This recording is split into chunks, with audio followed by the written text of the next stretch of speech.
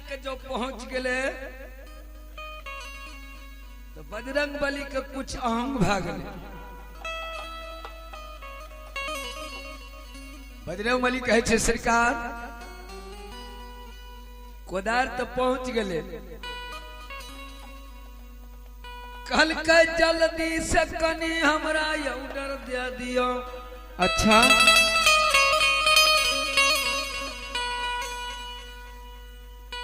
किए के चोट में दीवार की भीड़ के उल्टा देवे।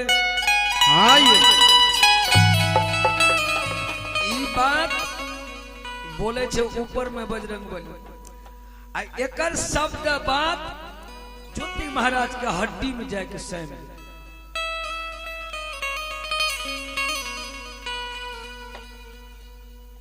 देव मुनि देवता लोग सब बैठल छ वही दीवार के भीड़ में, चंदन के वृक्ष के निकट में, कोयली ऊपर में ठार में डेन पोखरा झड़ के नीचा जमीन में गिरल छे और लोथ बन के कोयली डार पर ठार पर सट गेल छे।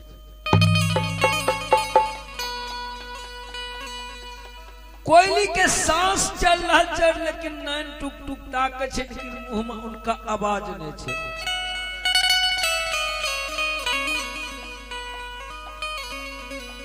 वह दीवार की भीड़ के घेर के बैठा सब देव मुनि देवता लोग। हाँ ये वही बीच में बजरंग बली कहे छे कि सरकार अपने आदेश दियो प्रभु, एक के बेर एक एक 6 में दीवार की भीड़ के उल्टा दे। अच्छा धर्मराज के चाहा बजरंग बली ना नहीं बोलिए ना एक बार उल्टा देवो। छोटा छोटा हड्डी ज्योति बाबा जाऊं ये कोटा हड्डी आया बाबा आयो जान नहीं मिलता बजरंग बली।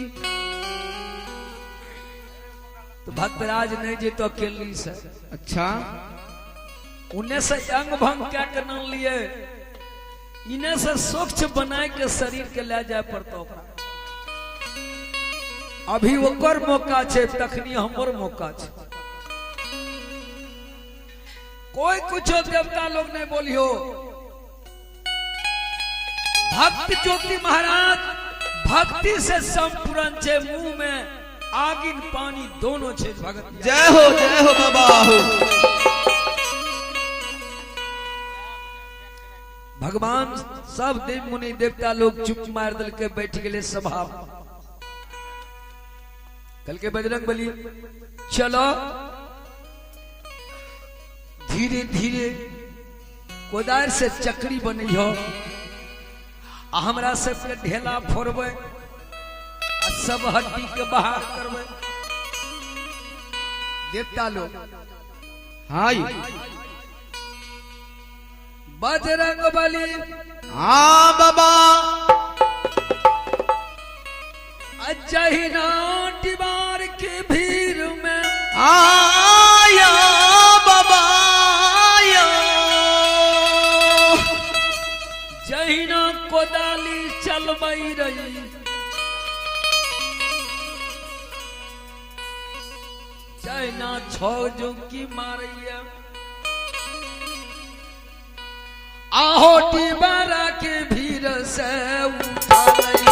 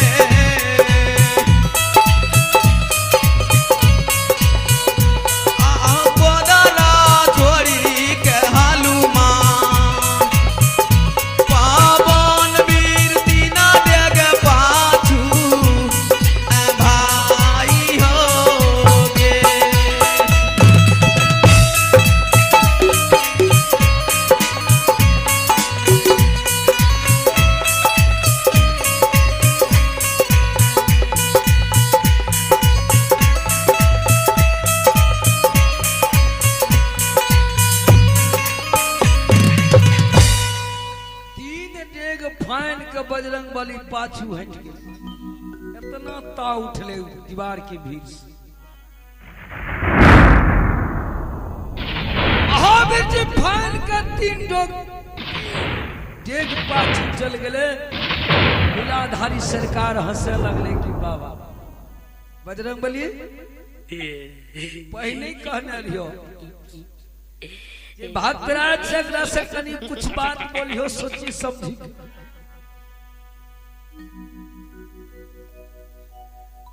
जा वो दीवार की भीड़ में बजरंगबली शीश लबाए का प्रणाम पहले करो, तब धीरे धीरे कोदाली से कोरे पड़ी। हनुमान जी कहते कि सरकार आपने जब हम आवे कोरियो। अच्छा कल कहने ने जा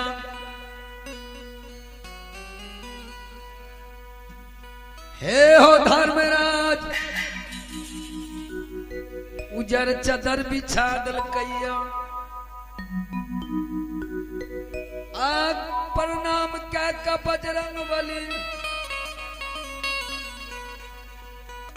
अब धीरे धीरे दीवार की भीड़ का कोरे चकरी काट का आया बाबा या चदर में रखैया बजरंगबली। अच्छा सब देव मुनि देवता मिलकर चकरी के फोड़ फोड़ करके हड्डी बाहर कर, यंग यंग के हड्डी चुन के बाहर क्या सबका चदर पर पसार दल कई।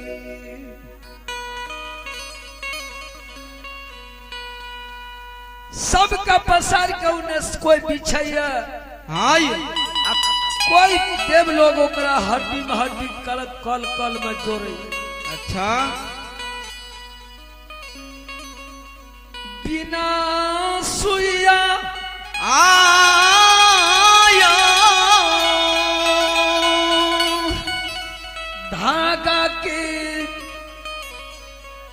सब हड्डी के कल कल में जोड़ई।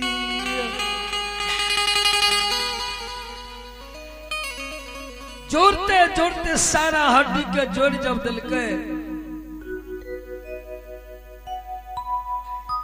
एगो हड्डी गुरु महाराज की नहीं मिले। करते करते बजरंगबली पानी उतका दल के, लेकिन हड्डी नहीं मिल रहा। कौन हड्डी? कौन यो? दहिना हाथ के पहुंची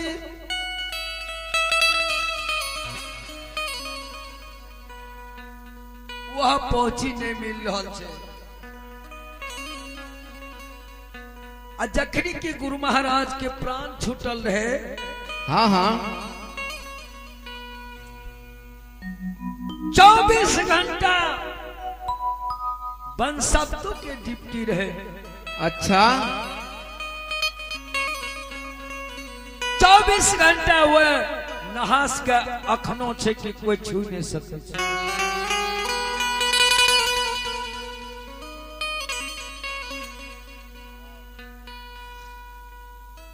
बन सब तो सोच लगे कि गुरु महाराज मेर के स्वर्गवास भे गए, लेकिन एकर पहुंची बाहर में छे, एकरा तोड़ के ले जाए के नहा सुना के गुरु बाबा की पहुंची के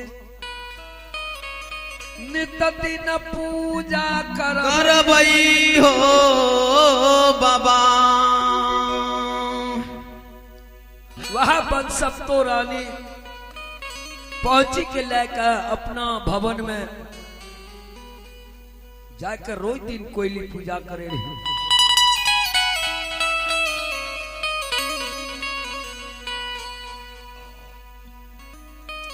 जब वो पहुंची नहीं मिला लगले तो भगवान धर्मराज कहे छे,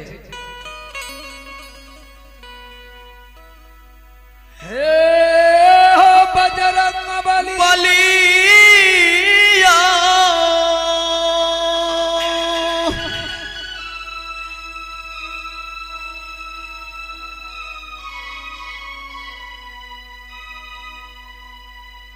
जल्दी तू जा धौला गिर पर्वत पर, वह पर्वत पर राजन जटाई बेसबा तीनों। अच्छा जखनी की गुरुदेव मरल हेते वो जरूरी आयल हेते, जल्दी गुरा बजाबा। हाँ ये महावीर जी उड़ के तुरंत बिजली तरह गेले छठ के रात तीनों भाई को पकड़ के नन के दाखिल किया दे। सभा में राजन जटाई तीनों भाई लिप का प्रणाम करे छे, कहे छे भगवान के कि प्रभु आय हमरो मन की मनसा पूरा भ गेले। जय हो जय हो। कहल के हो राजन आया ये लिया तोरा बोले लियो। हाँ हाँ कि गुरु महाराज के भखेल तो हूँ याल हो। कल के बाबा आय तर ये जरूर हो। अच्छा बन सब तो सही पहरा दे रहे, लेकिन चाहने रही बाबा। लेकिन जहिनाल गचा में बैठली यही बाबा बाबा मरल गुरु महाराज की सांस से अब मर गल है। उनका सांस से बाबा भगती हरि नाम निकल लाए।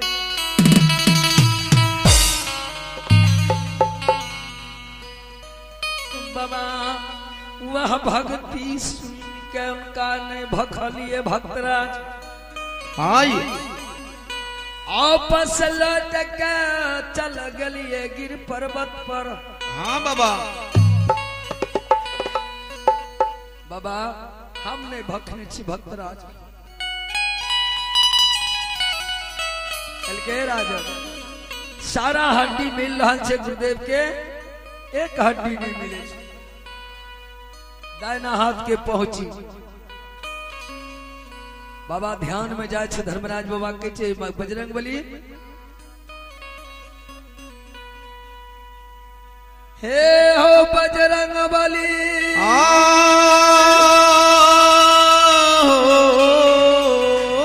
बाबा जखनी भक्त का छोड़ैला आया बाबा जनली बनैल रही बन सपतो रानी के गुरु महाराज के पहरदारी में लगैने। अच्छा जल्दी जात बन सपतो को बुलाबो तो। हाँ ये कहीं वही तो हड्डी नहीं ले गए। बजरंग बली पहुंचले बन सपतो लोग डर से बन सपतो कहे छे कि बाबा कल के तोरा कोई पता नहीं छो हैं ए वन में सारा देव मुनि आयल छे, तू जाके अपन हाजिरी लगा। हाँ यो बन सपतो बुझ गेले कि गुरु महाराज के हड्डी पैखाना में दबा ललकै।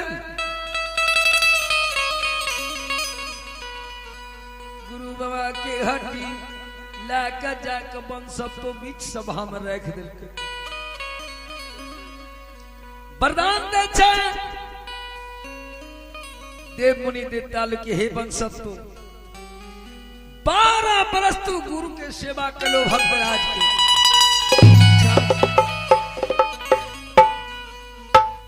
जा जुग जुग तोर तोहर जुग जुग जस रहता, कतनो कुछ है तोहर सत नहीं जीतो। हड्डी के जोड़ दिल के पनियार जी, उज्जर चदर से झाँक दिल के। आ सब देव मुनि देवता लोग सभा लगा के वो मनुष्य के घेर लेलके। हाँ यो आर बाबा धर्मराज ज्योति बाबा की हड्डी के सिरहौना में बैठ गए। अब मारी तो बरसा बरस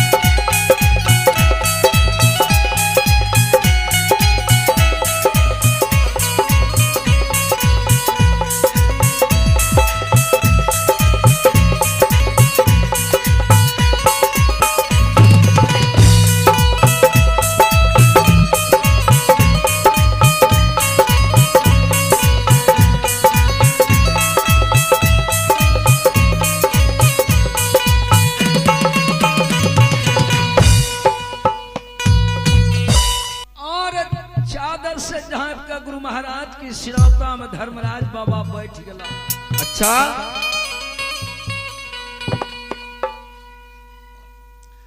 ज्योति बाबा के हंसा के हाथ पर छे कोना हाथ दे छे।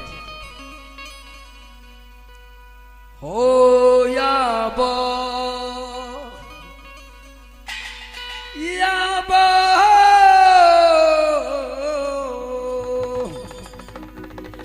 ज्योति के हंसा हो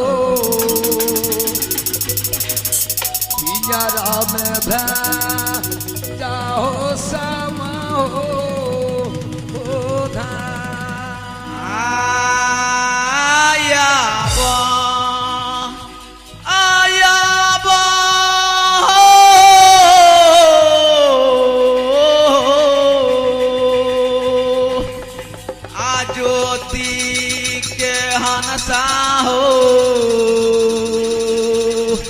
बैठो पिंजड़बा मैं जुगा हो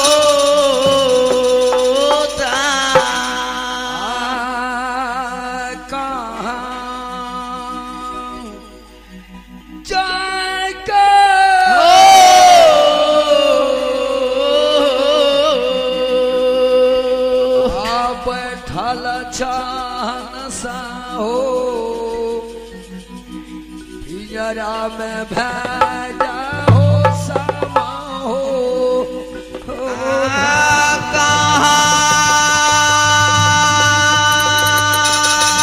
आ जाई के जे हो कहाँ तो जाई के जे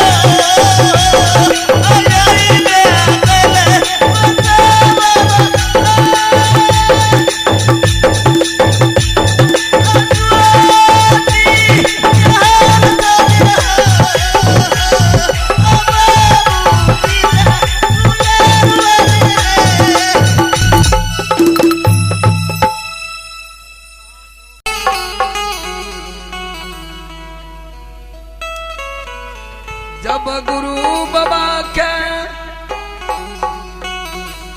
केनली बन में धर्मराज बाबा जिला दल कई जहिना गुरु बाबा केनली बन में उठ के बैठ गए आयो बाबा धर्मराज पर नजर पड़ैया अच्छा ज्योति बाबा के तरवा के लहर लीलार में चढ़ गए गुरु ज्योति बाबा तखनी बाबा धर्मराज से की कहे छे ई कहिए आत भागत भागत समय